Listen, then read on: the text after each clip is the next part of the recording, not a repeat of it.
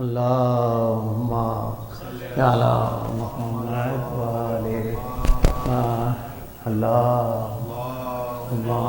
صل على محمد وآل محمد اللهم صل على محمد بسم اللہ الرحمن الرحیم عن جابر بن عبداللہ الانصاری عن فاطمة الزہراء علیہ السلام بنت رسول اللہ صلی اللہ علیہ وآلہ قال سمعت فاطمة انہا قالت دخل علی برسول اللہ فی بعض الایام فقال السلام علیک یا فاطمة فقلت علیک السلام قال انی اجد فی بدنی ضعفا فقلت لعوذک باللہ یا ابتا ابن ضعف فقال یا فاطمة ایتینی بالکساء الیمانی فغتینی بہی فاتیتہ بالکساء الیمانی وغطیته به وسرت انظر الیہ واذا وجهه یتلالى او کانه البدر فی لیلته تمامه وکمالہ اللہم یا اللہ فما كانت الا ساعة واذا بولدی الحسن قد اقبل وقال السلام علیک یا امہ فقلت علیک السلام یا قرۃ عینی وثمرۃ فؤادی فقال یا امہ انی اشم عندک رائحۃ طیبۃ کأنہا رائحۃ جد رسول اللہ فقلت نعم ان جدک تحت الکساء فاقبل الحسن نحو الکساء وقال السلام علیک یا جدہ یا رسول اللہ اتعذرنی ان ادخل معك تحت الکساء وقال وعلیک السلام یا ولدی ویا صاحب حوضی قد زنت لك فدخل معه تحت الكساء اللهم صل على محمد فما كانت الا ساعة واذا بولدي الحسين قد اقبل وقال السلام عليك يا امه فقلت وعليك السلام يا ولدي ويا قرة عيني وثمرة فؤادي فقال لي يا امه اني اشم عندك رائحة طيبة كأنها رائحة جد رسول الله صلى الله عليه وآله فقلت نعم ان جدك وخاك تحت الكساء فدر الحسين نحو الكساء وقال السلام عليك يا جداه والسلام عليك من اختار الله اتعذر لي ان اكون معكم تحت الكساء فقال وعليك السلام يا ولدي ويا شافي امتي قد زنت لك فدخل معهما تحت الكساء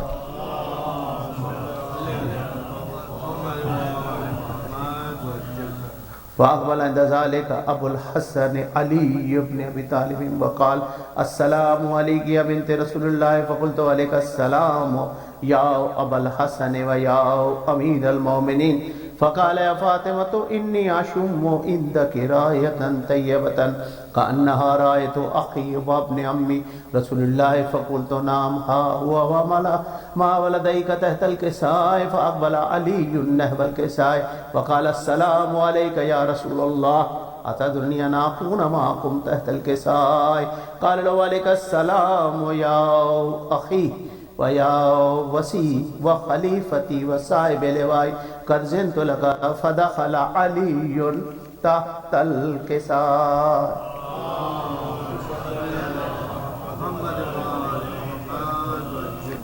ثم أتيت نحو الكساء وقلت السلام عليك يا أبتاه يا رسول الله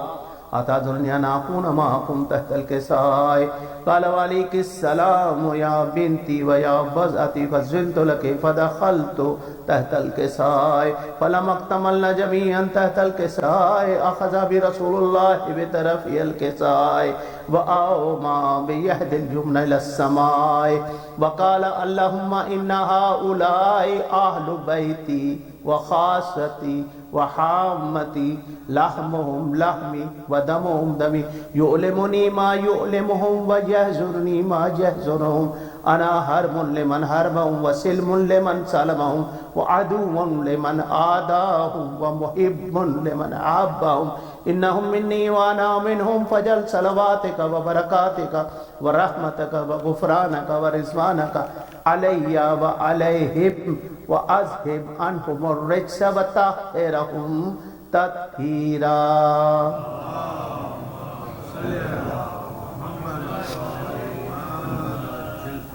فقال اللہ عز وجل یا ملائکتی و یا سکان السماوات انی ما خلقت سماء مبنیتا ولا ارضا مدیتا ولا قمرا منیرا ولا شمسا مزعتا ولا فلقا يدور ولا بحرا يجري ولا فلك يسري الا في محبة هؤلاء الخمسة الذين هم تحت الكساء. فقال الامین جبرائیل یا رب ومن تحت الكساء؟ فقال عز وجل هم اہل بیت النبوة ومعدن الرسالة هم فاطمة وابوها وبعلها وبنوها.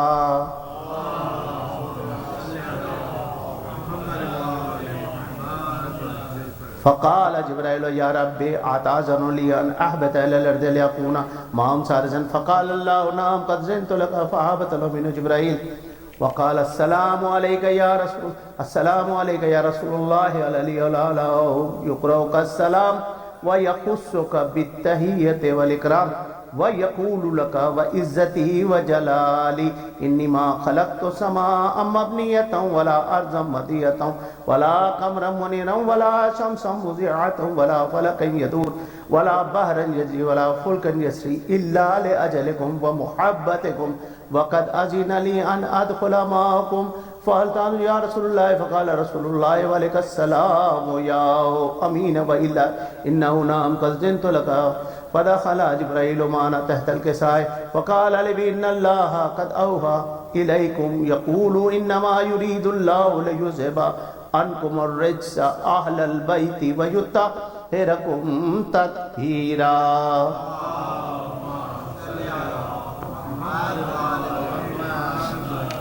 فقال علی الذی یا رسول اللہ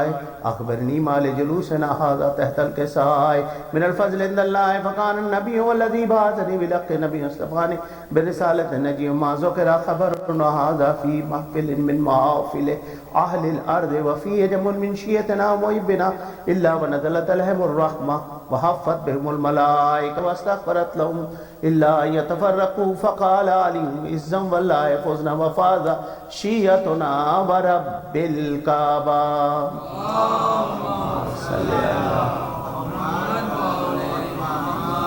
فقال النبي ثانيا يا علي والذي بعثني بالحق نبي واصطفاني بالرسالة نجيا ما ذكر خبرنا هذا في محفل من محافل أهل الأرض وفيه جم من شيعتنا ومحبنا وفيهم مهموم إلا فرج الله عما ولا مغموم إلا كشف الله غما ولا طالب حاجة إلا وقضى الله حاجته. فقال علي إذا والله فزنا وسعدنا وكذلك شيعتنا فازوا وسعدوا في الدنيا والآخرة ورب الكعبة. اللهم صل على محمد. جزاک اللہ. اور آپ بھی صاحب ایک باوجہ بلند صلوات.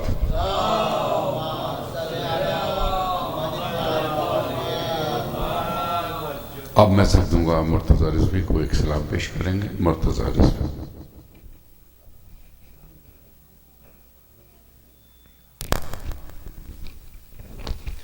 بر محمد و آل محمد صلوات.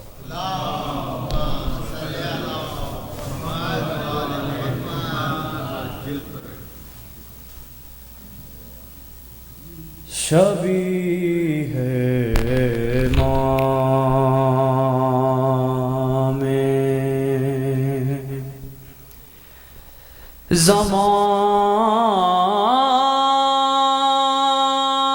زمان کھینچتے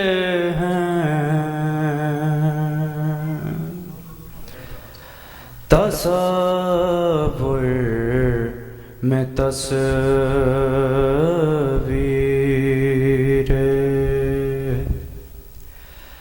جان کھینچتے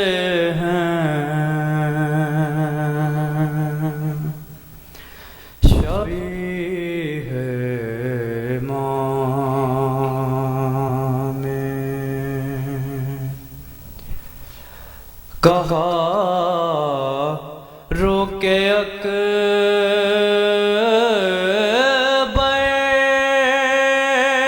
نے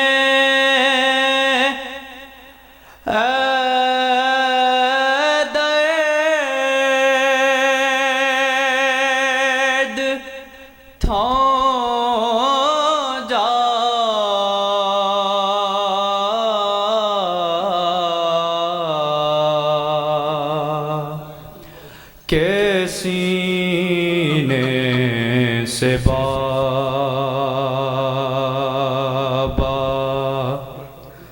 سنا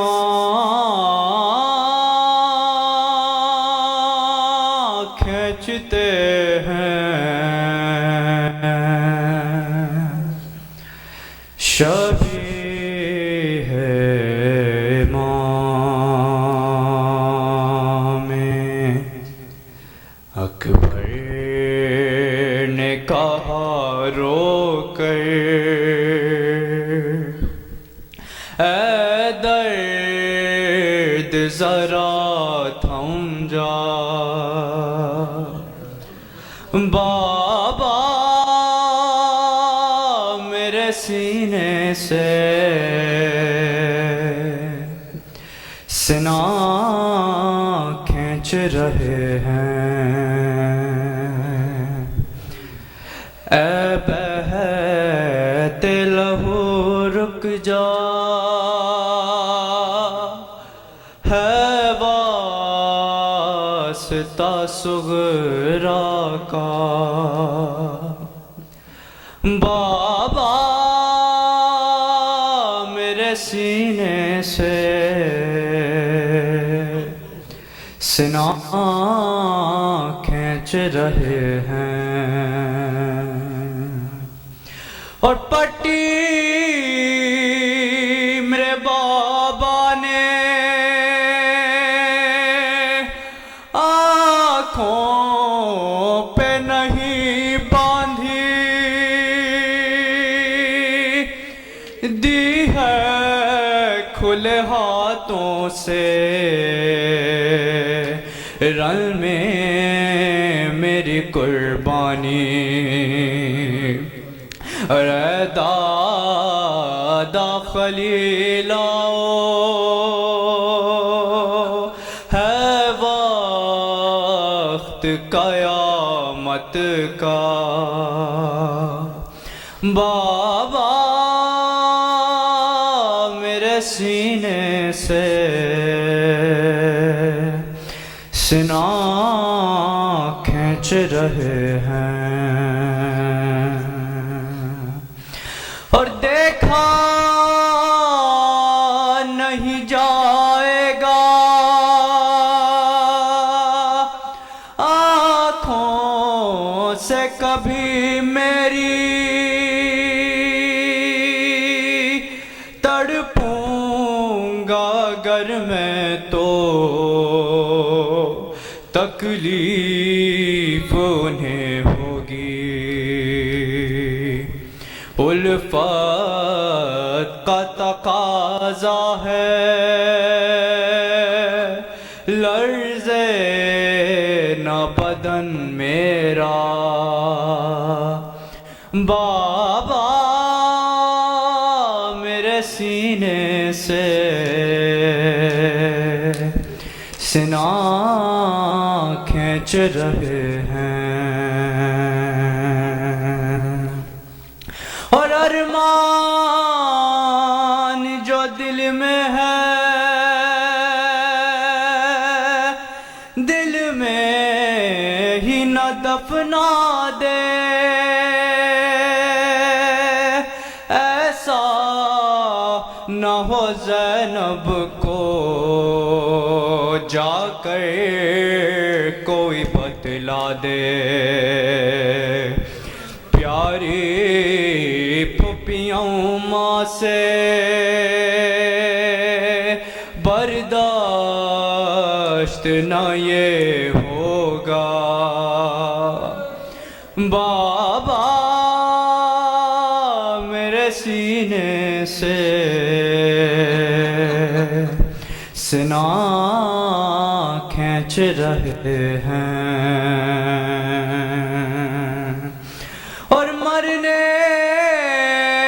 کا نہیں ہے غم غم ہے تو بس اتنا ہے دروازے پہ مدت سے بیٹھی ہوئی کوئی صغرا ہے، سن کر یہ خبر شاید مر جائے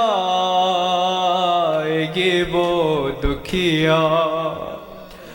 بابا میرے سینے سے سنا کھینچ رہے ہیں۔ مر محمد وآل محمد صلی اللہ علیہ وسلم۔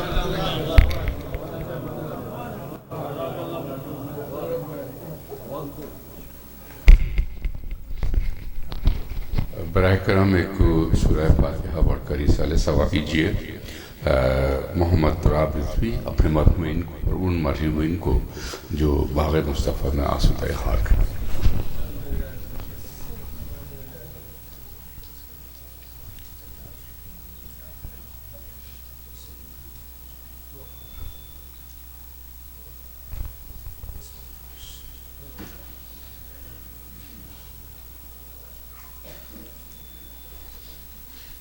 صلوات بر محمد وآل محمد۔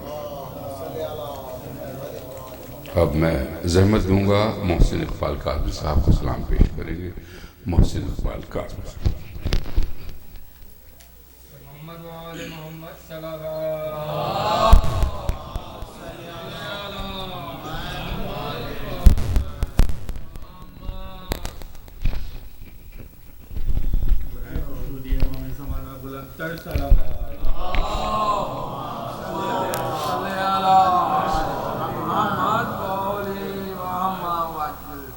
بار دیگر نعرہ صلوات۔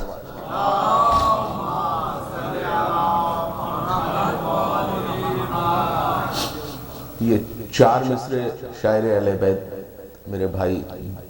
جواد زیدی کا یہ 4 مصرے آپ کی خدمت میں پیش کرتا ہوں۔ ہر دم غلام حیدر کرار تھا تراب، ہر دم غلام حیدر کرار تھا تراب، مولا کے غم میں ہر جگہ بیدار تھا تراب، مولا کے غم میں ہر جگہ بیدار تھا تراب، حب علی جو دل میں بسائے تھا ہر گھڑی، دنیا سمجھ رہی تھی کہ بیمار تھا تراب، دنیا سمجھ رہی تھی کہ بیمار تھا تراب۔ محمد وآل محمد صلی اللہ علیہ وسلم۔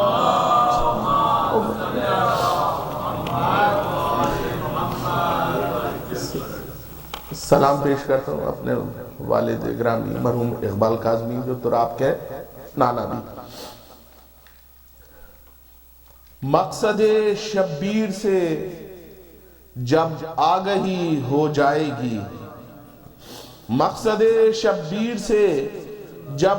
آگہی ہو جائے گی، معتبر نوع بشر کی زندگی ہو جائے گی، روز و شب شبیر کی جب پیروی ہو جائے گی، زندگی پھر در حقیقت کام کی ہو جائے گی، زندگی شبیر سے وابستگی کا نام ہے، زندگی شبیر سے وابستگی کا نام ہے، یہ میسر آ گئی تو زندگی ہو جائے گی، یہ میسر آ گئی تو زندگی ہو جائے گی، جو بھی ہے دل دادے اقدار انسانی اسے، ہر یزید وقت سے خود دشمنی ہو جائے گی، ہر یزید وقت سے خود دشمنی ہو جائے گی، ہے شب عاشور ہر کے واسطے صبح نجات، ہے شب عاشور ہر کے واسطے صبح نجات، منقلب بس ایک شب میں زندگی ہو جائے گی، زندگی ایک گھپ اندھیرا ہے بغیر اہل بیت، زندگی ایک گھپ اندھیرا ہے بغیر اہل بیت، معرفت ان کی ملی تو روشنی ہو جائے گی، معرفت ان کی ملی تو روشنی ہو جائے گی، جاگزی ہو جائے گی جب شہ کی الفت قلب میں، جاگزی ہو جائے گی جب شہ کی الفت قلب میں، دل دھڑکنے کی صدا بھی بندگی ہو جائے گی، دل دھڑکنے کی صدا بھی بندگی ہو جائے گی، کربلا کی پیاس سے سیراب ہوگا کل جہاں، کربلا کی پیاس سے سیراب ہوگا کل جہاں، ایک دریائے کرم یہ تشنگی ہو جائے گی، ایک دریائے کرم یہ تشنگی ہو جائے گی، حشر تک جاری رہے گی داستان کربلا، حشر تک جاری رہے گی داستان کربلا، داستان یہ داستان زندگی ہو جائے گی، داستان یہ داستان زندگی ہو جائے گی، قتل شہ کو مرگ بس ایک فرد کی سمجھا یزید، قتل شہ کو مرگ بس ایک فرد کی سمجھا یزید، کیا خبر تھی یہ شہادت عالمی ہو جائے گی، قتل شہ کو مرگ بس ایک فرد کی سمجھا یزید، کیا خبر تھی یہ شہادت عالمی ہو جائے گی، شیر دل بیٹی ہے زینب حیدر کرار کی، شیر دل بیٹی ہے زینب حیدر کرار کی، شامیوں دربار میں زینب علی ہو جائے گی، شیر دل بیٹی ہے زینب حیدر کرار کی، شامیوں دربار میں زینب علی ہو جائے گی، صرف خواہش سے نہیں ملتا زیارت کا شرف، صرف خواہش سے نہیں ملتا زیارت کا شرف، وہ بلائیں گے اگر تو حاضری ہو جائے گی، وہ بلائیں گے اگر تو حاضری ہو جائے گی، دیکھ کر اردو زباں کے مرثیے کی آب و تاب، دیکھ کر اردو زباں کے مرثیے کی آب و تاب، معترف اردو زباں کی شاعری ہو جائے گی،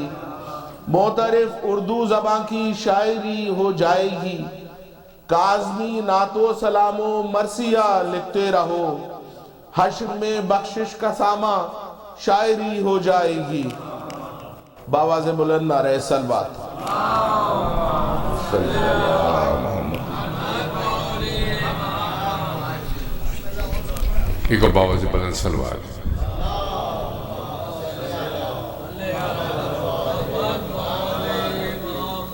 اب میں درخواست کروں قبلہ مولانا مسلم چاولہ صاحب سے تشریف لائیں، بچے سے خطاب فرمائیں، آپ زحمت فرمائیے تھوڑا سا اور آگے جائیے ممبر کے قریب، بڑی عنایت، باواز بلند ایک صلوات۔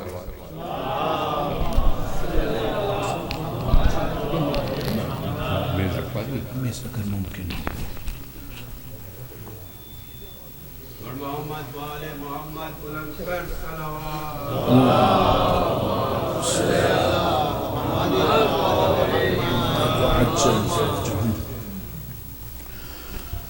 ما شاء الله لا حول ولا قوة إلا بالله العلي العظيم، حسبنا الله ونعم الوكيل، نعم المولى ونعم النصير، أعوذ بالله من الشيطان الرجيم، بسم الله الرحمن الرحيم، رب اشرح لي صدري ويسر لي أمري واحلل عقدة من لساني يفقهوا قولي، الحمد لله رب العالمين، الحمد لله مالك الملك مجري الفلك مسخر الرياح فالق الإصباح ديان الدين رب العالمين، الحمد لله الذي لم يتخذ ولدا ولم يكن له شريك في الملك ولم يكن له ولي من الذل وكبره تكبيرا،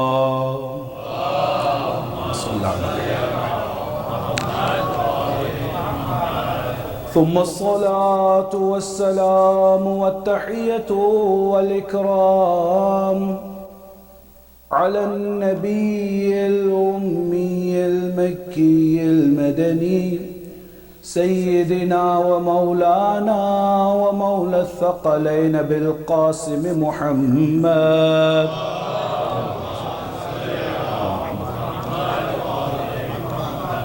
وعلى أهل بيته الطيبين الطاهرين المعصومين المظلومين الغر الميامين الذين أذهب الله عنهم الرجس وطهرهم تطهيرا.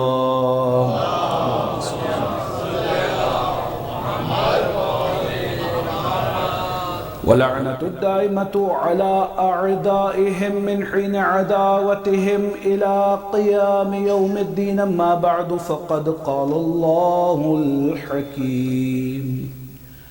في كتابه الكريم وقوله الحق: بسم الله الرحمن الرحيم ولنبلونكم بشيء من الخوف والجوع ونقص من الأموال والأنفس والثمرات وبشر الصابرين الذين إذا أصابتهم مصيبة قالوا إنا لله وإنا إليه راجعون. آمنا بالله وصدق الله العلي العظيم.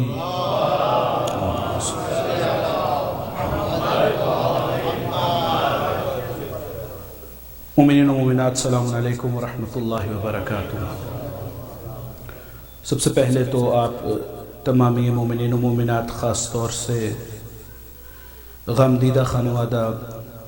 رضوی خاندان اور کاظمی فیملی کے اس کڑے امتحان کے ساتھ ساتھ میں سمجھتا ہوں کہ پروردگار عالم کے فیصلے کے آگے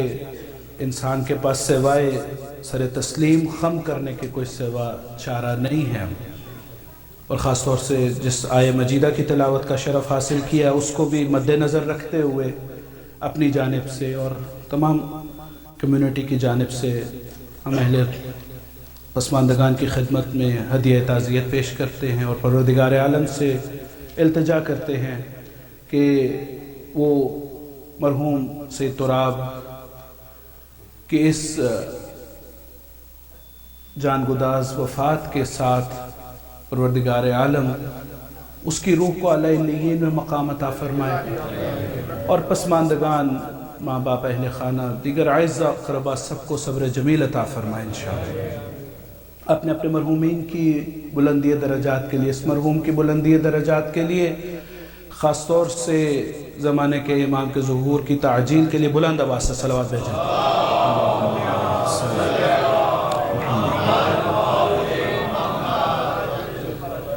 آج کی مجلس کی مناسبت سے جس آیہ کو سرنامہ کلام قرار دیا، آپ کے اذہان میں یقیناً محفوظ ہے وہ آیت، یا کم از کم اس آیت کا ایک حصہ جو عام طور سے وفات کے موقع پہ غم کی خبر سننے کے بعد اہل ایمان، اہل اسلام اس جملے کی، اس آیت کے اس حصے کی تلاوت کرتے ہیں کہ انا للہ و انا الیہ راجعون، کہ بے شک ہم اللہ کی طرف سے آئے ہیں اور اللہ کی طرف ہی پلٹ جانے والے ہیں۔ اس آیت کا جو سیاق و سباق ہے، ہم یعنی سیاق بھی دیکھیں اور سباق بھی دیکھیں تو واقعاً اس آیت میں کچھ ایسی حقیقت مضمر ہیں کہ اگر انسان ان کی طرف رجوع کرے، ان میں تدبر کرے، ان میں تفکر کرے تو بہت سی ایسی آزمائشیں، بہت سے ایسے آلام، بہت سے ایسے مصائب جن کا روزمرہ زندگی میں ہمیں سامنا کرنا پڑتا ہے اور بعض اوقات مایوسی، افسردگی، اضطراب کا باعث بن جاتے ہیں، اگر ہم اس آیت اور اس کے سیاق و سباق سے واقف ہوں تو یقیناً ایسے امتحان، ایسی آزمائشیں جو پروردگار کے اس نظام کا حصہ ہیں کہ جس کی وجہ سے انسان کو اشرف المخلوقات بنا کر کے اس فانی دنیا میں ایک مقصد، ایک ہدف اور ایک غایت کے تحت بھیجا گیا ہے۔ اب اس مقصد، ہدف اور غایت میں جو اہم ترین مقصد ہے کہ انسان اس مختصر سی زندگی میں جس کا دورانیہ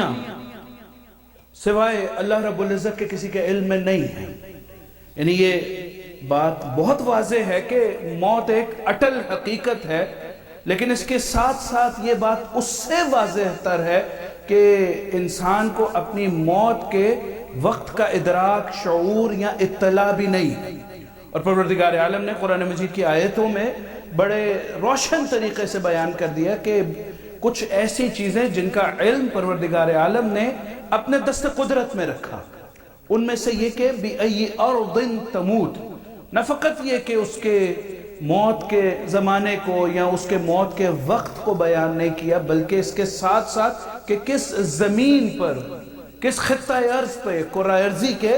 کس نقشے پہ واقع ملک میں، شہر میں یا کس جگہ پر وہ موت کی حقیقت سے روشناس ہوگا، وہ موت کا ذائقہ چکھے گا. جیسے کہ قرآنی تعبیر ہے کل نفس ذائقۃ الموت، کہ ہر انسان کو اس ذائقے کو چکھنا ہے، ہر انسان کو اس حقیقت سے گزرنا ہے. تو نہ ہی اس کا وقت معلوم معین ہمارے لیے، اور نہ ہی کس جگہ پہ انسان کو مرنا ہے. تو جب انسان کو ان دونوں چیزوں کا معلوم نہ ہو اپنی زندگی کے حوالے سے، تو اس کو سمجھ لینا چاہیے کہ میں اس دنیا میں جس مختصر مدت کے لیے بھیجا گیا ہوں، تو کوئی نہ کوئی مقصد پروردگار عالم نے مجھے دے کر بھیجا ہے.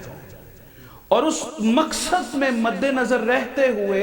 جو سب سے اہم حقیقت ہے وہ یہ ہے کہ پروردگار عالم اس آیہ مجیدہ میں سورہ بقرہ کی، جس کی میں نے تلاوت کی، رو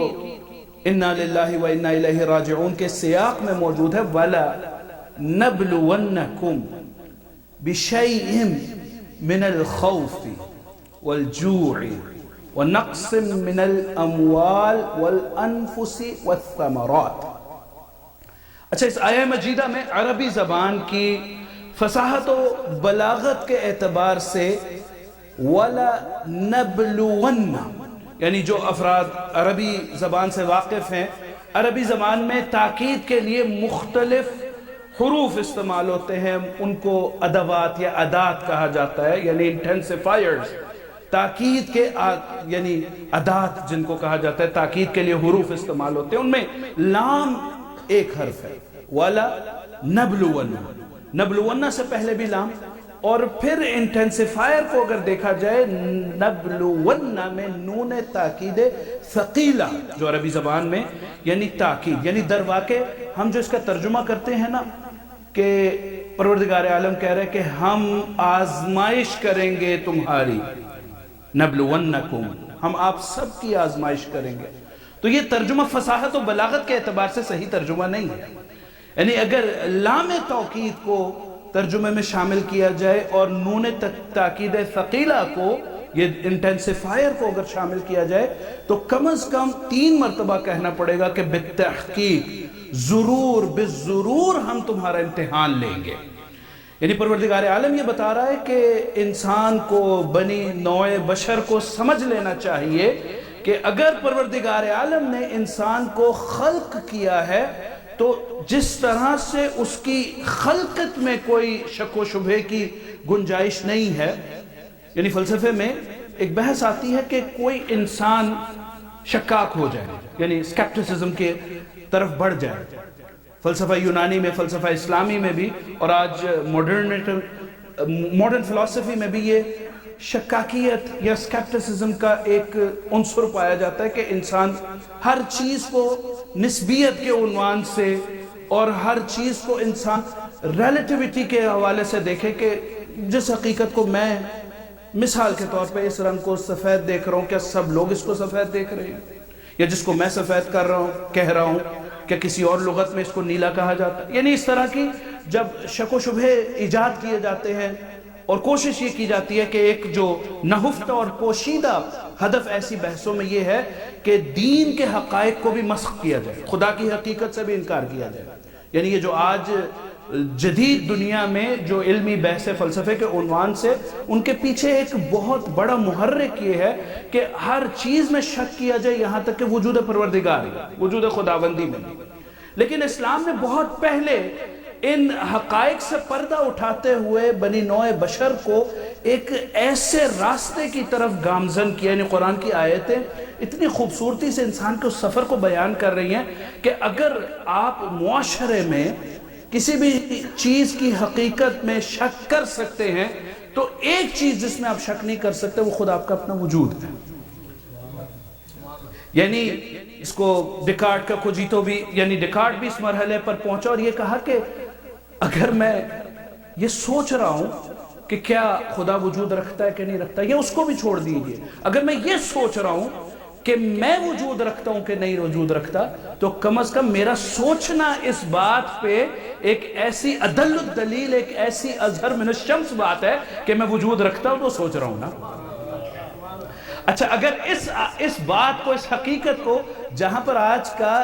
یہ جدید ترین انسان جو اپنی دانست میں اپنے آپ کو شعور کی اور فہم و فراست کی بلندیوں پر سمجھ رہا ہے، در حقیقت پستیوں اور پاتال کی گہرائیوں کی طرف جا رہا ہے شک کر کے، اگر اسی کی طرف مراجعہ کر کے، اسی کی طرف رجوع کر کے، اسی کی طرف اپنے آپ کو متنبع کرتے ہوئے قرآن مجید کی طرف اگر نگاہ کرے نا، تو قرآن مجید کہتا ہے کہ ہم نے آفاق میں بھی اور نفسوں کے اندر بھی نشانیاں رکھی ہیں. یعنی اگر انسان آفاق میں، اگر اس کو یہ نیلگوں آسمان، یہ بہتے دریا، یہ سرسبز درخت، یہ پرند، یہ چرند، یہ چیزیں بھی اگر اس کو قائل نہیں کر پا رہی کہ خدا وجود رکھتا ہے یا دنیا میں حقائق وجود رکھتے ہیں، تو کم از کم اپنے اندر دیکھیں. یعنی ایک معنوی طور پر تو ایک بات ہے، جسمانی طور پر کہ ہر انسان، اس وقت اربوں انسان اس دنیا میں موجود ہیں اور جناب آدم سے لے کر اب تک اور قیامت تک کھربوں انسان، آج تحقیقیں یہ ثابت کر رہی ہیں کہ دو انسان چاہے وہ ٹوینز ہوں یا ایک ہی ماں باپ سے پیدا ہوئے ہوں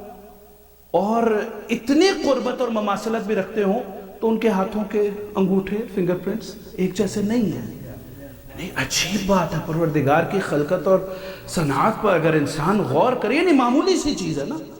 یعنی آنکھ کا پرنٹ ہے، ہاتھوں کا پرنٹ ہے. آج جتنے یہ ریکگنیشن، یعنی مسلمان سمجھے نہ سمجھے، یہ ایپل سمجھ کے فیس ریکگنیشن کو بنا رہا ہے کہ یعنی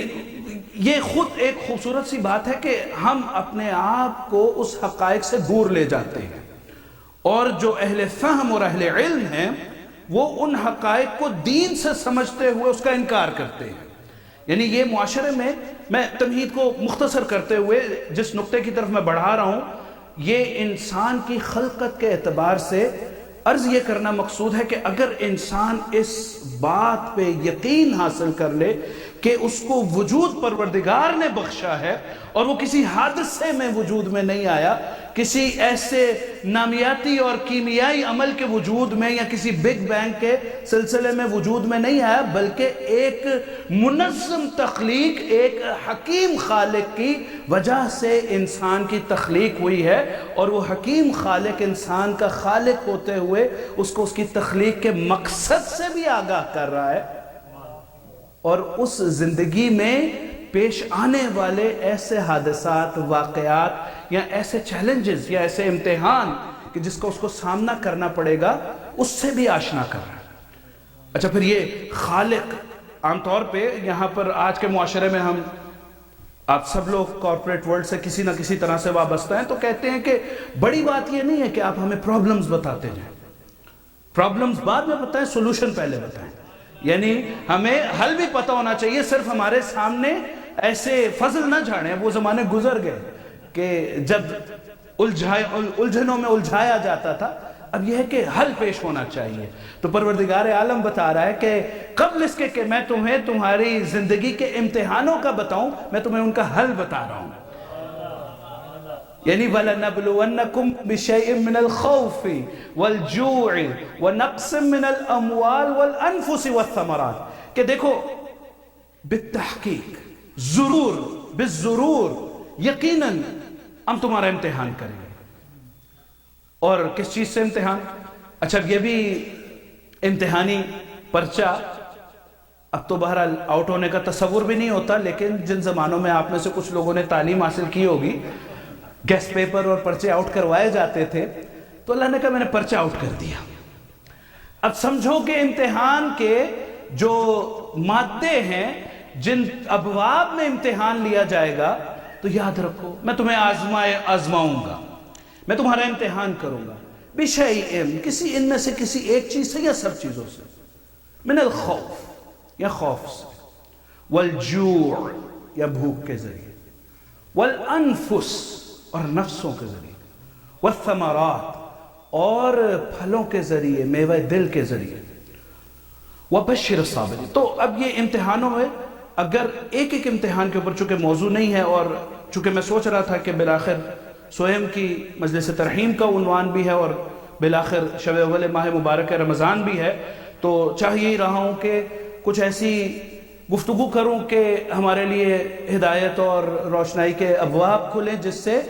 ہم سب کے بھی درجات میں اضافہ اور مرحوم کو بھی اس کا ثواب پہنچے۔ یقیناً اپنی زندگی گزارنے کے اعتبار سے ہمارا عقیدہ بھی یہی ہے اور ہم جانتے بھی ہیں پروردگار عالم لا یکلف اللہ نفسا الا وسعها، اور جس کا کوئی تکلیف میں پروردگار کی طرف سے وظائف میں اور ذمہ داریوں میں جب ذمہ داری عائد نہ ہو تو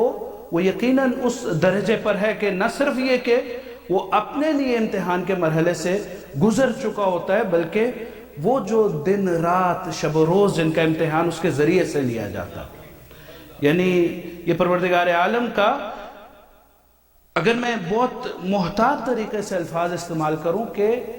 اگر کوئی ایسے امتحانوں میں مبتلا ہوتا ہے تو وہ بھی پروردگار کا فضل ہے، اور اگر کوئی ایسے امتحانوں میں مبتلا نہیں ہوتا تو بھی وہ ایک فضل ہے۔ پروردگار عالم تکلیف یعنی تکلیف جس کو شریعت میں کہتے ہیں، وظیفہ جسے کہ مکلف جس پہ ہوتا ہے، ذمہ داری انسان کی وسعت سے زیادہ نہیں دیتا، لیکن جب دیتا ہے تو اس کو یہ ہدایت دیتا ہے کہ تمہارا یہ امتحان بھوک اور خوف اور نفس کے ذریعے اور نعمتوں کے چھن جانے کے ذریعے۔ تو جیسے میں نے کہا کہ ہر 4 اقسام یا 5 اقسام کے امتحان جو اس آیت میں آئے ہیں، ہر ایک کے حوالے سے مفصل گفتگو کی جا سکتی ہے۔ مقصد یہ ہے کہ میں اس نتیجے کی طرف بڑھوں، جیسے میں نے کہا کہ صرف پرابلم پیش نہیں کی گئی، اس کا حل پیش کیا گیا، صرف مشکل بیان نہیں کی گئی، اس کا حل بیان کیا گیا کہ اپنی زندگیوں میں اگر کسی وقت بھی ایسے امتحان سے گزرو کہ جس میں محسوس ایسے ہو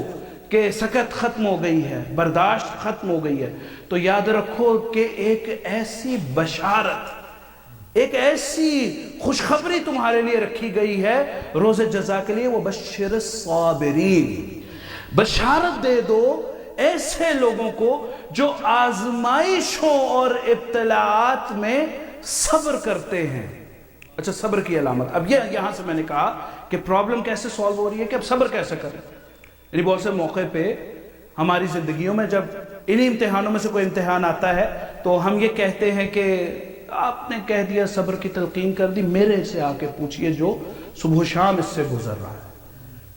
یعنی اگر مجھے خدا نخواستہ کوئی ایسی بیماری لاحق ہو جاتی ہے تو آ کر صبر کی تلقین والا کر کے چلا جاتا ہے، لیکن سوچتا انسان یہ ہے کہ اس کو کیا معلوم، جیسے وہ کہتے ہیں کہ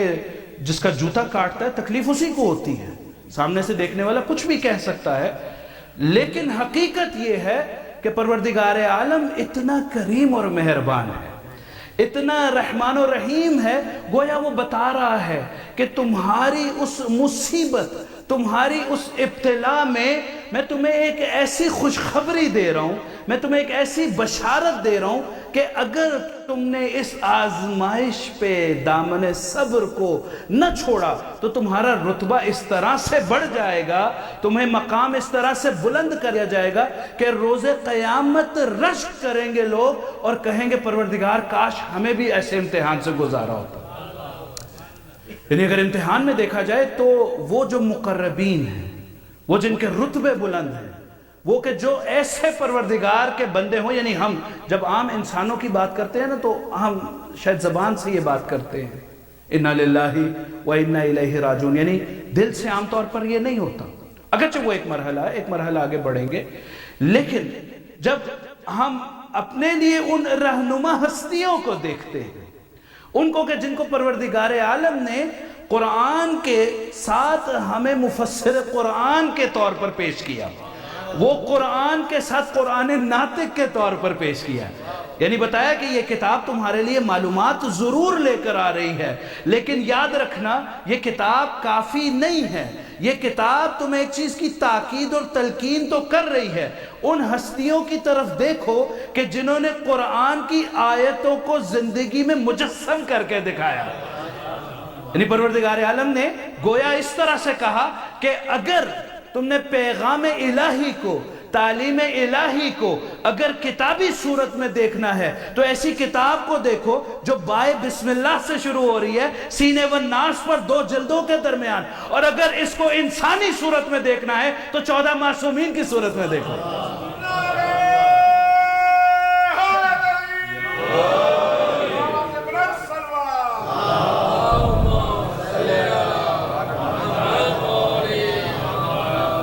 یعنی کتنا بڑا مقام شکر اور مقام فخر ہے کہ ایک طرف قرآن پڑھتے ہیں اور دوسری طرف پہ وہ مجسم قرآن جو قرآن کی ہر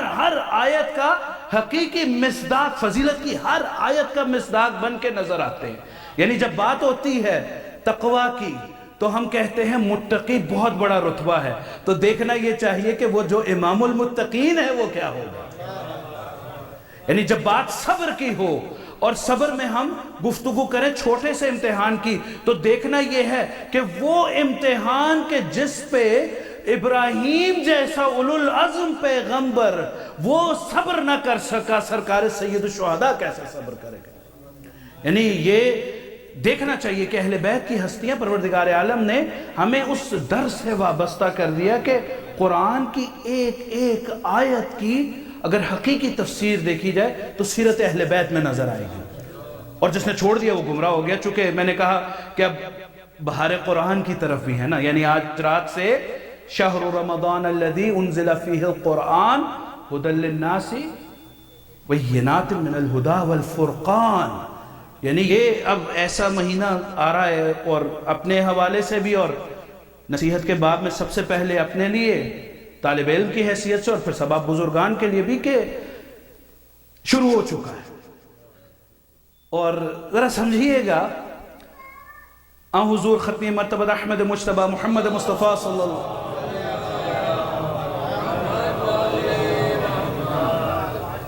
ماہ مبارک کے متعلق ارشاد فرماتے ہیں ایھا الناس قد اقبل الیکم شہر اللہ بالبرکت والرحمت والمغفرہ۔ دیکھو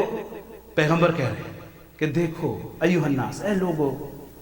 قد اقبل الیکم، تمہاری طرف رخ کیا ہے، تمہاری جانب بڑھ رہا ہے شہر اللہ، اللہ کا مہینہ۔ اور اللہ کے مہینے کی کیا خصوصیتیں ہیں؟ دیکھیں اب گویا ایک دفعہ چشمِ تصور میں دیکھیے کہ ایک مہمان گویا ہماری جانب آ رہا ہے، اور جیسے اخلاق اسلامی میں اہم ترین یہ ہے کہ مہمان ممکنہ حد تک میزبان کے یہاں بغیر ہدیے کے نہ جائے، بغیر تحفے کے نہ جائے، ممکنہ حد تک آداب اسلامی میں یہ بات ہے کہ جس حد تک ممکن ہو ایک تحفے کے طور پہ یہ اسلامی آداب میں سے ہے۔ تو پروردگار عالم جب ایک مہمان کو ہماری جانب بھیج رہا ہے تو بھیجنے والا کریم ہے، بھیجنے والا وہ ایسا خالق ہے کہ جس کے خزانے میں کسی چیز کی کمی نہیں ہے، اور وہ ایسا رحمان و رحیم ہے کہ جس کی صفت میں اہم ترین صفات میں بخشش و رحمت ہے۔ تو کہا میں اپنا نمائندہ ماہ مبارک رمضان کی صورت میں تمہاری جانب بھیج رہا ہوں، ایسا مہینہ جو برکت والا، شہر اللہ بالبرکت والرحمت والمغفرہ، وہ برکتیں لے کے آ رہا ہے، وہ رحمتیں لے کے آ رہا ہے، وہ مغفرتیں لے کے آ رہا ہے۔ کیا ہوا اگر آج تک گناہ کرتے رہے ہو؟ اب یہ مہینہ آیا ہے، مغفرت کا مہینہ ہے۔ کیا ہوا جو ابھی تک پروردگار کی جانب بڑھے نہیں تھے، اب پروردگار خود اس مہینے کو بڑھا رہا ہے۔ اور پھر اسی خطبے میں، خطبہ شعبانیہ، جناب رسول اکرم صلی اللہ علیہ وآلہ وسلم کا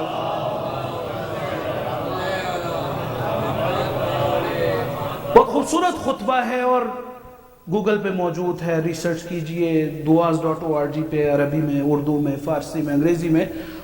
صرف ایک تذکر کے عنوان سے کہ یادآوری رہے، اور آج چکے استقبال ماہ مبارک بھی ہے اور کل سے شروع بھی ہوگا، تو صرف ایک یادآوری کے عنوان سے اس کو پڑھیے گا کہ جب یہ خطبہ ایک جگہ پر پہنچتا ہے نا تو اللہ کے رسول کہتے ہیں انفاسکم فیہ تسبیح. انفاس عربی زبان میں نفس کی جمع ہے. نفس سے الگ نفس سانس لینے کو کہتے ہیں. انفاسکم فیہ تسبیح ونومکم فیہ عبادہ. یعنی یہ مہینہ ایسا آ رہا ہے کہ جس میں اب تسبیح پکڑ کے یا قبلہ رخ ہو کر نماز پڑھ کے ثواب لینے کی بھی ضرورت نہیں ہے. یعنی بالبرکت والرحمت والمغفرہ کا مصداق پروردگار یہ دکھا رہا ہے کہ اب تم کچھ عبادت نہ کرو، صرف معصیت میں مبتلا نہ ہونا، صرف سانس لو، ہر سانس کو تسبیح کے طور پہ شمار کیا جائے. انفاسکم فیہ تسبیح یعنی ایک سانس لیا. کتنا کریم ہے پروردگار. یعنی ماہ مبارک رمضان میں داخل ہوتے یہ سوچئے گا کہ انٹائٹلمنٹ کے اعتبار سے، انسان کی صلاحیتوں کے اعتبار سے قانون دنیا یہ ہے کہ اگر آپ کوئی ثواب حاصل کرنا چاہتے ہیں، کوئی پوزیشن حاصل کرنا چاہتے ہیں، کوئی منفعت حاصل کرنا چاہتے ہیں، تو آپ کو ایک اختیار دیا جاتا ہے کہ آپ اس اختیار پر عمل کرتے ہوئے کوئی ایسا کام انجام دیں کہ جس کے جزا کے طور پہ، جس کے انعام کے طور پہ، جس کی تنخواہ کے طور پر آپ کو کچھ انعام دیا جائے. یہ عقلی قانون ہے، انسانی قانون ہے. آپ پڑھتے ہیں، ڈگری لیتے ہیں، ملازمت کرتے ہیں، کام کرتے ہیں، تنخواہ وصول کرتے ہیں. یعنی ایک عقلی قانون ہے. اور نہ صرف یہ کہ بشر کے لیے یہ عقلی قانون ہے. یہاں پر معاشرے میں ہم دیکھتے ہیں جانوروں کو سدھایا جاتا ہے. جو جانور اچھا سیکھتا ہے تو اس کو ساتھ میں اس کو انعام دیا جاتا ہے. اسی طریقے سے جانور کو بھی سدھایا جاتا ہے. یعنی انسان اور دیگر موجودات کی سرشت میں اور فطرت میں یہ بات پائی جاتی ہے کہ کسی بھی چیز کو حاصل کرنے کے لیے کچھ تگ و دو کرے، کچھ زحمت کرے، کچھ محنت کرے، اور پھر اس محنت کے جواب میں اگر اس کی مناسبت سے انعام ملے، تنخواہ ملے، تو ہم سمجھتے ہیں وہ اچھا انسان ہے. اور اگر کچھ بڑھا کے ملے، یعنی اگر کوئی میسٹرز کر کے یا اگر کوئی پی ایچ ڈی کر کے کسی نوکری پر جاتا ہے، اگر اس کو تنخواہ کے طور پہ اس کا امپلائر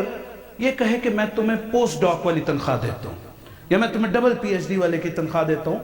تو وہ کہے گا کہ یہ میرے اوپر فضل کیا ہے، یعنی یہ کریم ہے، یہ احسان کرنے والا ہے. کوئی کام کیا، اس کام کا جواب، اور یہ اسلامی اخلاقیات میں بھی ہے کہ آپ جب کسی کو تنخواہ دیں، کسی سے کام لیں، آداب اسلامی میں ہے جو اجرت طے کریں اس پر کچھ بڑھا کے انعام کے طور پر دیں. یہ انسانی معاشرے میں ایک خوبصورتی باقی رکھنے کے لیے بات آ گئی. تو 8ویں امام علی بن موسیٰ رضا صلوات اللہ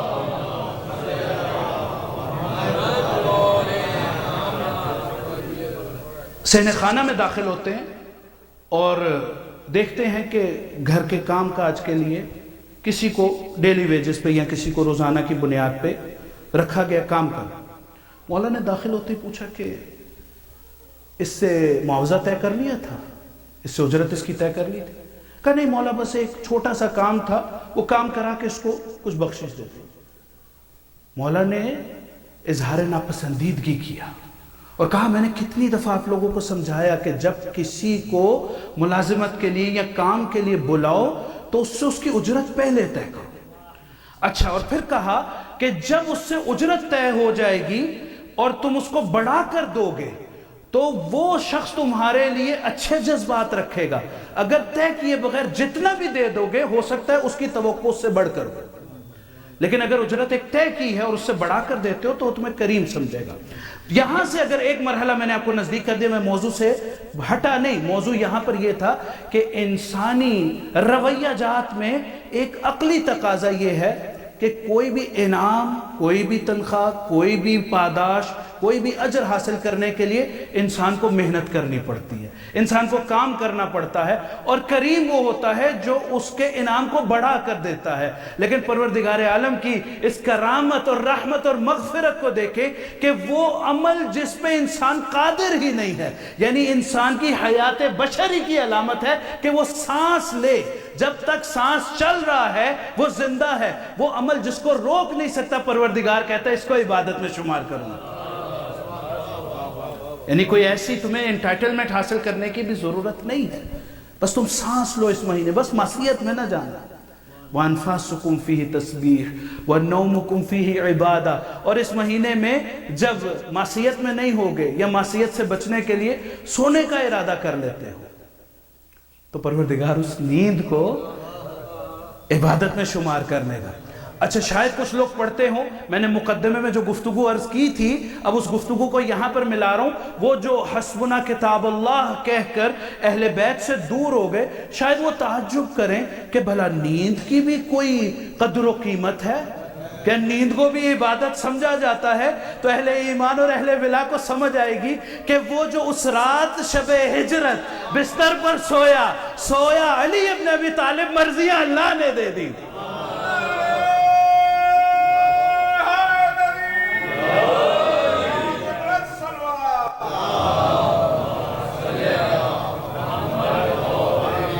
یعنی عبادت تو بہت چھوٹی سی چیز ہے نا، مولا کائنات نے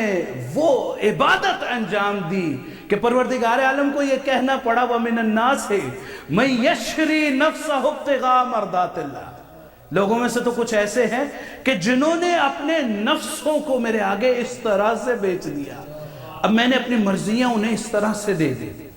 اچھا یہ بھی ایک سوال بعض لوگ پوچھتے ہیں مولا کائنات کی اس سیرت کو پڑھتے ہوئے کہ بہرحال ماہ مبارک رمضان میں یہ ہمارے دل مغموم ہو جاتے ہیں، شب 19، شب ضربت اور 21 اور پھر شہادت کے حوالے سے، تو مصائب نہیں، لیکن ایک جملہ صرف تفکر کے عنوان سے کہ مولا نے ستاروں کو دیکھ کر کے یہ کہا تھا کہ گواہ رہنا کبھی تم نے علی کو سوتے نہیں دیکھا۔ امام المتقین کا درجہ بتاؤ، یعنی ہم مولا کے چاہنے والے ہیں، کس درجے پہ ہمیں ہونا چاہیے یہ فیصلہ ہمیں خود کرنا ہے کہ ہمارا ایمان رات کے ستاروں سے مخاطب ہو کر کہے کہ تم نے علی کو کبھی سوتے نہیں دیکھا۔ اچھا وہ علی جو کبھی رات کو سویا نہ ہو عبادت پروردگار کی وجہ سے، یا اگر مختصر سی نیند لے وہ بھی عبادت میں، جب یہ پوچھا گیا نا مولا سے کہ وہ رات جب بڑے بڑے بالآخر اب یہ بھی ہم دیکھتے ہیں تاریخوں میں بعد میں کہتے ہیں کہ علم لینے کے لیے بہت سے لوگ، اچھا شب ہجرت کا واقعہ ایسا ہے کہ اب یہ خیبر و خندق ان سب کو بھی اگر ہٹا کر کے دیکھ لیا جائے تو پیغمبر نے، بعض علماء نے اور مرحوم علامہ طالب جوہری یہ کہا کرتے تھے، ان کی تحقیق کے مطابق اور تاریخوں میں یہ جملے ہیں کہ اگرچہ یہ خفیہ پلان تھا لیکن پیغمبر نے اتمام حجت کے لیے کہ خیبر میں بھی وہ دوڑنے والوں کو، تلواریں چھوڑ کر بھاگنے والوں کو، اور احد میں بھی تو دیکھ لیا تھا، تو یہ نہ ہو کہ کل کو کوئی یہ کہہ دے کہ شب ہجرت تو ہمیں بتایا ہی نہیں تھا، علی کو سلا دیا گیا تھا۔ تو کہا یہ جملے بیان کیے کہ ایکم یبیت علی فراشی، تم میں سے آج میرے بستر پر کون سوئے گا؟ گویا ایک طرح سے یہ کہہ رہے ہیں یا رسول اللہ آج کی رات مت سلائیے گا، آج کی رات تو تلواریں ہیں، لیکن تاریخوں نے یہ جملے لکھے، وہی جو خندق میں بھی سب سے آگے، جو خیبر میں بھی سب سے آگے، جو احد میں بھی سب سے آگے، ایک دفعہ آگے بڑھ کر کہتے ہیں یا رسول اللہ کیا آپ کے بستر پر آج رات میرے سونے سے آپ کی جان بچ جائے گی؟ اچھا یہاں پر بھی غور و فکر کی گنجائش ہے کہ وہ علی ابن ابی طالب جس نے کبھی اپنی زندگی میں پیغمبر سے سوال نہیں کیا، جو کہا وہ کہا کرو، کبھی سوال نہیں کیا، تو اسی بات کو بعد میں، کیونکہ کچھ لوگوں کو عادتیں ہیں نا القاب چرانے کی، فضائل چرانے کی، وہ صدیق اکبر مولا کائنات، وہ فاروق اعظم مولا کائنات، وہ سارے القاب چرانے والوں کی شاید یہ بھی عادت بن جاتی کہ شب ہجرت کی فضیلت بھی چرا لیتے، تو مولا کائنات نے یہ سوال پوچھ کے گویا تاریخ میں یہ ثبت کر دیا کہ یاد رکھو وہ جو وحی رسالت کے بغیر کلام نہیں کرتا، وہ اس بات کا اعلان کر رہا ہے کہ اگر پیغمبر کی جان بچی ہے شب ہجرت تو علی کے بستر پر سونے کی۔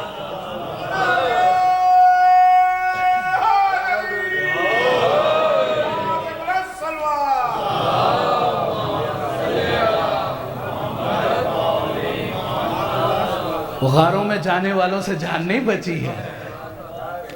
جان کہ جان بچی اس سے کہ جس کے لیے جان بچانا کوئی نئی چیز نہیں ہے۔ اگر آج علی جان بچا رہے ہیں تو کل ابو طالب نے جان بچائی ہے۔ یعنی اس شاب ابی طالب نے کس طرح سے جناب ابو طالب نے، یہ اس گھرانے کی یہ عادت ہے، اس گھرانے کا یہ وطیرہ ہے، یہ اس گھرانے کا انداز ہے۔ اور گفتگو کو سمیٹتے ہوئے میں یہاں پر دو جملے اس اعتبار سے بھی کہتا چلوں کہ ماہ مبارک رمضان میں ایک پہلو میں نے اس عبادت کے حوالے سے، تلاوت قرآن ہے، صدقہ ہے، اخلاقیات، روزہ بالآخر میں نے آپ سے کہا کہ صبر، اور چونکہ گفتگو کا آغاز بھی ہم نے آیہ سے کیا تو وَبَشِّرِ الصَّابِرِينَ، صبر۔ اب ہر ابتلا میں چاہے وہ بڑی سے بڑی مصیبت ہو یا روزے جیسی، یعنی روزہ واجب کیا گیا اس طرح سے جیسے پچھلی امتوں پہ تاکہ متقی ہو جاؤ، کتب علیکم الصیام کما کتب علی الذین من قبلکم لعلکم احسنتم، یعنی تتقون، مقصد یہ ہے، یعنی اگر روزہ رکھ کے میں نیٹ فلکس کی ساری سیریزیں ختم کروں تو پھر تقوی کہاں سے آئے گا؟ روزہ رکھ کے قرآن مجید میں نہ کھولوں تو تقوی کہاں سے آئے گا؟ روزہ رکھ کے اگر میرے اخلاقیات، میرے گفتگو کرنے کے طریقے میں کوئی بدلاؤ نہ آیا تو پھر اس روزے کا کیا فائدہ؟ وہ میرا امام المتقین کہہ رہا ہے، ہم سب کا امام جو امام المتقین، اور یقیناً ہم متقیوں کی فہرست میں شامل ہونا چاہتے ہیں۔ مولا کائنات فرما رہے ہیں کہ یاد رکھو روزہ بطن کا روزہ نہیں ہے،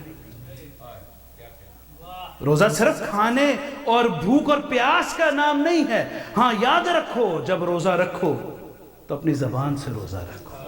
اپنے کان سے روزہ رکھو، اپنے قدموں سے روزہ رکھو، اپنے ہاتھوں سے روزہ رکھو، یعنی خدا کے لیے ایسا نہ ہو جائے کہ میری زبان سے کسی کی اہانت ہو جائے۔ روزہ رکھ کے، اور پھر یہ پریکٹس ہے روزے کے بعد کے لیے، ماہ مبارک رمضان کے لیے، کہ اگر روزے میں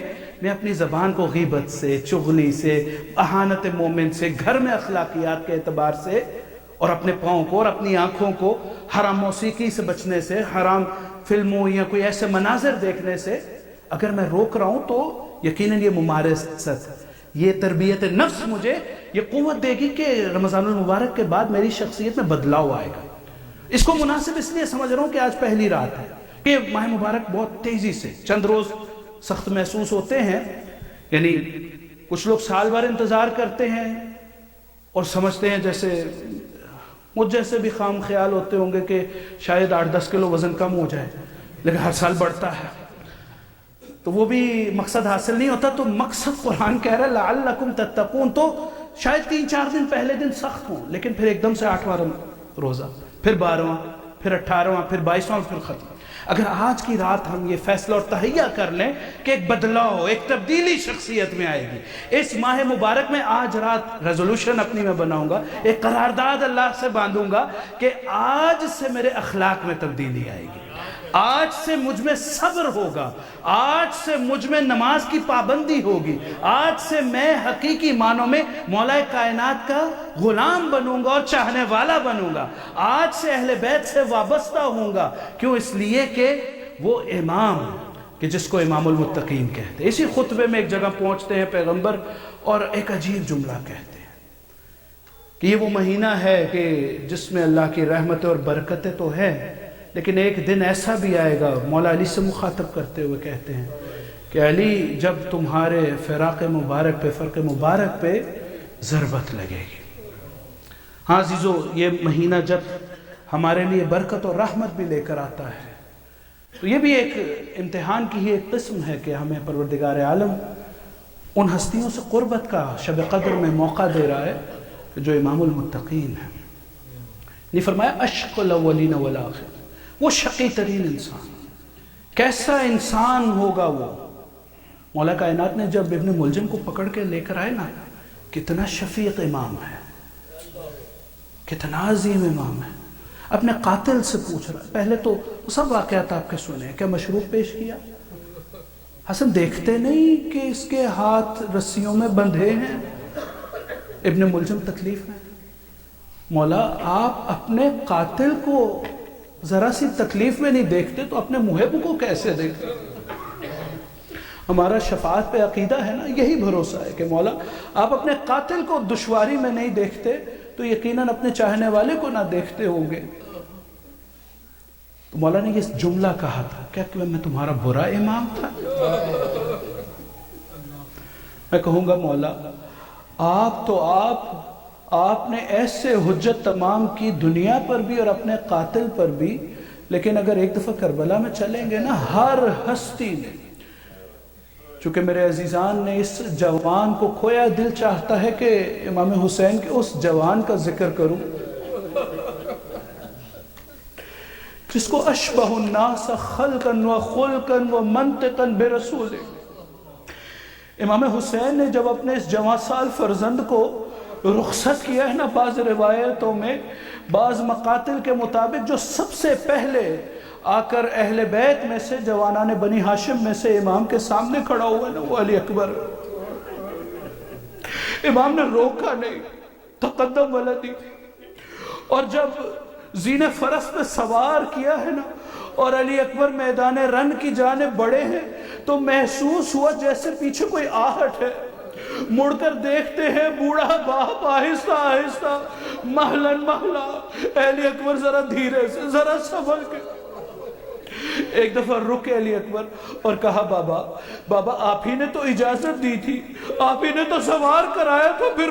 میرے پیچھے کیوں آئے؟ تاریخ میں جملہ نہیں ہے، علماء عجیب طریقے سے بیان کرتے ہیں، گویا علی اکبر اپنی زبان بے زبانی میں کہہ رہے ہیں کہ بابا مجھے کیوں روکا؟ اور امام حسین گویا کہنا چاہ رہے علی اکبر اگر تمہارا بھی کوئی علی اکبر جیسا جوان فرزند ہوتا تو اس وقت تمہارے دل میں جو کیفیت ہوتی اس کا احساس باپ کے سوا کوئی نہیں کر سکتا. اجرکم اللہ. عزیز، اور ایسا جوان، ایسا کڑیل جوان کہ جب یہ کہتے تھے نا کہ جب ہمارا جی چاہتا تھا اللہ کے رسول کی زیارت کرے، نظر نہ الیہ، علی اکبر کی طرف نگاہ کرتے تھے. جناب علی اکبر چلے اور میدان رن میں گئے اور ایسے اپنی بہادری کے جوہر دکھائے کہ لاشوں کے انبار لگا دیے. اور یہاں تک کہ ایک دفعہ پیاس کی شدت اتنی ستا رہی تھی، علی اکبر گھوڑا موڑ کے واپس، جب باپ نے آتے دیکھا نا امام حسین آگے بڑھے، علی اکبر کا استقبال کیا. علی اکبر نے کہا بابا آپ نے جوان کا جہاد دیکھا ہے نا، اگر ایک بوند پانی کی مل جائے تو پھر اپنے لال کا جہاد دیکھیے گا. اجرکم اللہ. اللہ آپ کی آنکھوں پہ اپنی رحمتوں کا نزول کرے، اس ذکر غم کو اس مرحوم کے ماں باپ اعزاء اقرباء کے لیے سوہان روح بنائے، ان کے دلوں کی تشفی کا باعث بنے. عزیزو، خدا کسی باپ کو اتنا لاچار نہ کرے، وہ بھی جو ساقی کوثر کا فرزند ہے، جو پوری کائنات کا مالک ہو. جناب علی اکبر کو کہا بیٹا اگر تم اس وقت مجھ سے آ کر آپ اور پانی کا تقاضا کر رہے ہو، میں پانی تو پیش نہیں کر سکتا، ذرا میرے دہن کی حالت دیکھنا. دیکھا جیسے گویا جناب امام حسین کی زبان علی اکبر سے زیادہ خوش. اجرکم اللہ. کہا علی اکبر جاؤ، اب نانا سیراب کریں گے، اب جنت کے پانی سے سیراب ہونا. اب جناب علی اکبر چلے اور ایسا جہاد کیا کہ ایک دفعہ ایک ظالم نے کہا مقابلہ کرتے رہیں گے تو گھائل نہ کر سکیں گے. ایک نے ایسا تاک کے نیزہ مارا کہ نیزہ پہلو سے ہوتے ہوئے برچھی کا پھل سینے سے باہر. علی اکبر زینے فرس سے زمین فرس پہ. بابا امام حسین گھٹنیوں کے پل، گویا علی آواز دو، گویا حسین کی آنکھوں سے نور چلا گیا. علی اکبر آواز دینا. ایک دفعہ لاشے پر پہنچے، بیٹا ذرا ہاتھوں کو تو ہٹانا. میں کہوں گا جناب ابراہیم امتحان دینا آسان ہے، حسین کا کربلا میں امتحان۔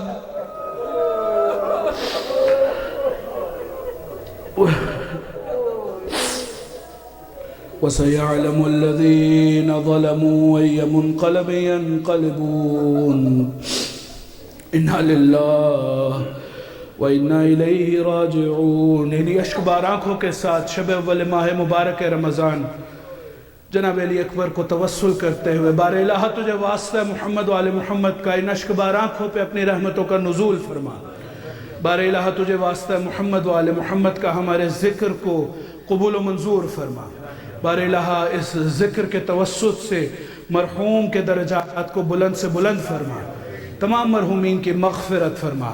پسماندگان کو صبر جمیل عطا فرما۔ بار الہ تجھے واسطہ محمد و آل محمد کا جتنے مومنین مومنات یہاں پر تشریف فرما ہیں، یقیناً ہر ایک کے دلوں میں حاجتیں ہیں، آرزویں ہیں، تمنائیں ہیں۔ پروردگار تو علیم بذات الصدور ہے، تو دلوں کے حال خوب جانتا ہے، تو دعاؤں کو لبوں پہ آنے سے پہلے قبول فرماتا ہے۔ بار الہ سب کی دعاؤں کو قبول فرما۔ بار الہ جو مریض ہیں ہمارے درمیان یہاں گھروں میں، بار الہ سب کو شفا جل و کامل عطا فرما۔ جو تنگ دست ہیں وسعت رزق عطا فرما، جو بے اولاد ہیں اولاد عطا فرما، جن کو اولاد عطا فرمائی ان کو تربیت کرنے کی توفیق عطا فرما۔ ہمارے مولا و آقا امام زمانہ کے ظہور میں تعجیل فرما، ہم سب کو ان کے اعوان و انصار میں سے شمار فرما۔ ربنا تقبل منا انک انت السمیع العلیم، آمین یا رب العالمین برحمتک یا ارحم الراحمین۔ ایک دفعہ سورہ الحمد اور 3 دفعہ سورہ اخلاص کل مؤمنین مرحومین کے ایصال ثواب اور خاص طور پہ اس مرحوم کے لیے تلاوت فرما۔ بسم اللہ الرحمن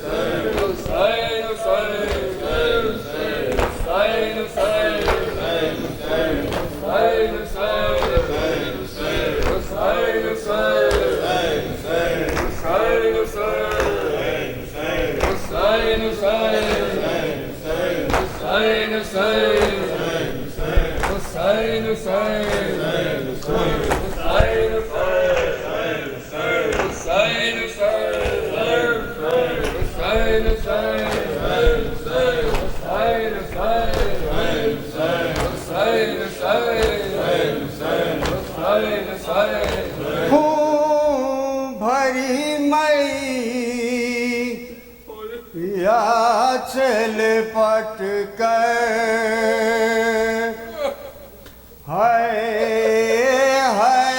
علی اکبر علی اکبر کہتے تھی ماں خوب بھری مرے یا چل پٹ کر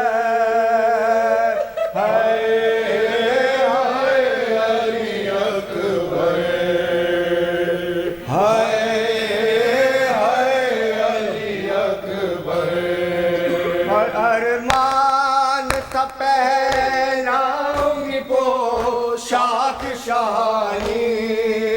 ارمان تھا پہناؤں گی پوشاک شانی، اور افسوس کے راس آئی نہ تجھ کو یہ جوانی، کیسا تھا مقدر علی اکبر اکبر کہتی تھی ماں خون بھری میاں سے لپٹ کر علی اکبر علی اکبر اور اتنا تو ذرا ٹھہرو تمہیں دولہا بنا لوں اتنا تو ذرا ٹھہرو تمہیں دولہا بنا لوں اور اتنا تو ذرا ٹھہرو تمہیں دولہا بنا لوں اتنا تو ذرا ٹھہرو تمہیں دولہا بنا لوں اور بس ایک جھلک شہر کی صحرا کو دکھا لوں بے چین کی خواہش علی اکبر علی اکبر اور 18 برس پال کے پروان چڑھایا 18 برس پال کے پروان چڑھایا اب وہ گیسو والا ہے میرا خون میں نہایا یہ کیا ہوا دل بھر علی اکبر علی اکبر اور ماں تیری جدائی میں بھلا کیسے جیے گی ماں تیری جدائی میں بھلا کیسے جیے گی اور مر جائے گی صغرا جو خبر تیری سنے گی اب کیا کروں جی کر علی اکبر علی اکبر کہتی تھی ماں خون بھری میاں سے لپٹ کر علی اکبر علی اکبر اور ٹھہرو کہ میں 18ویں مانا تو بڑھا دوں ٹھہرو کہ میں 18ویں مانا تو بڑھا دوں اور پھر لے کے صدا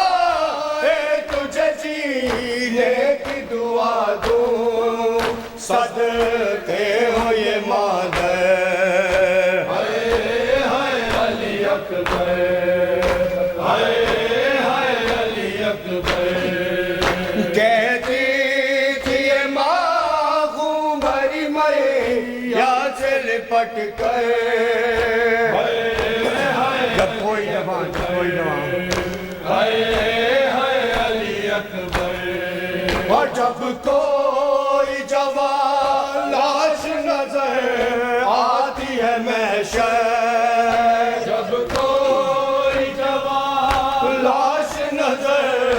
آتی ہے محشر اور جب کوئی جوان لاش نظر آتی ہے محشر جب کوئی جوان لاش نظر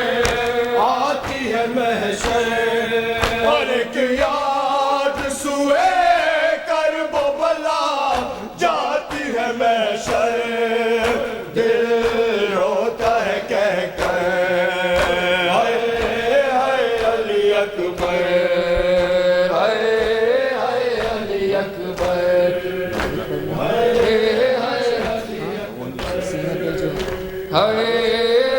علی اکبر حسین حسین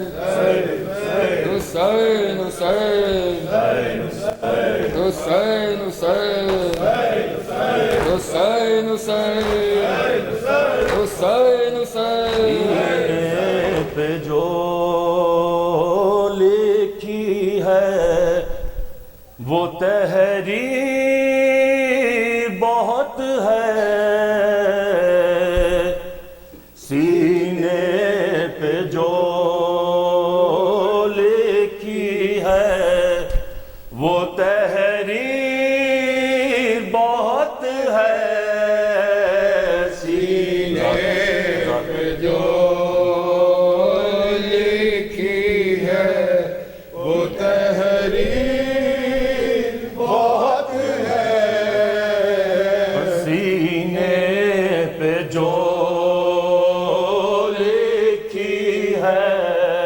وہ تحریر بہت ہے سینے پہ جو لکھی ہے وہ تحریر بہت ہے بخشش کے لیے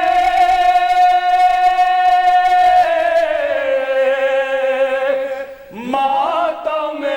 شبیر بہت ہے نیب جو لکھی ہے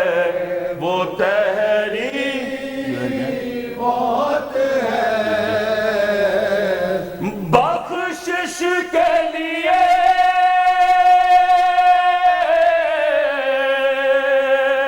ماتم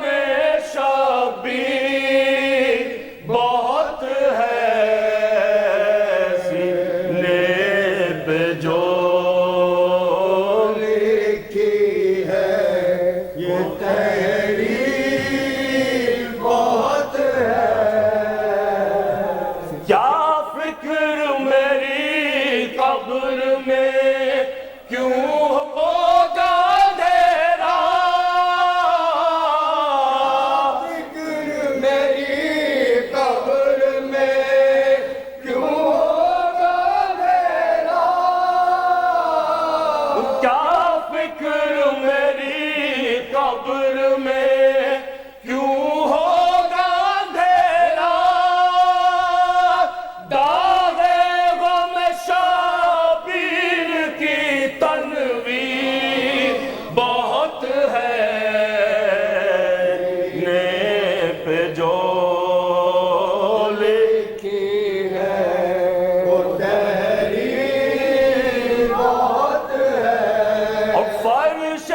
غم شبیر ہی جنت ہے ہماری فرش غم شبیر ہی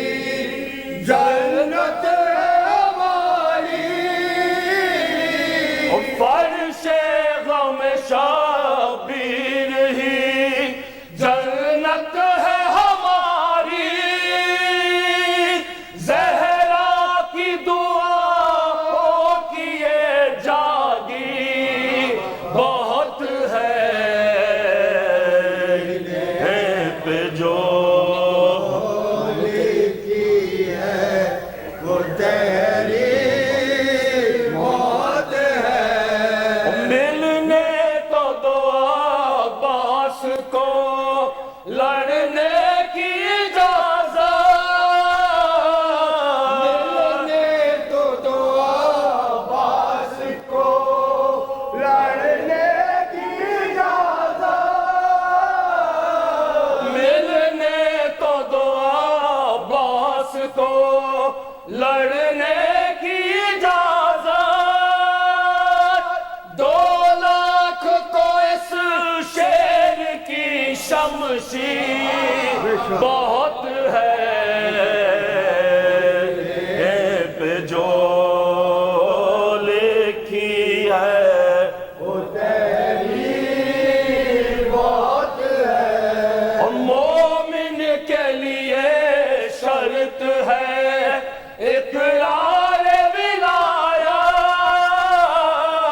ولایت کے لیے شرط ہے اقرار ولایت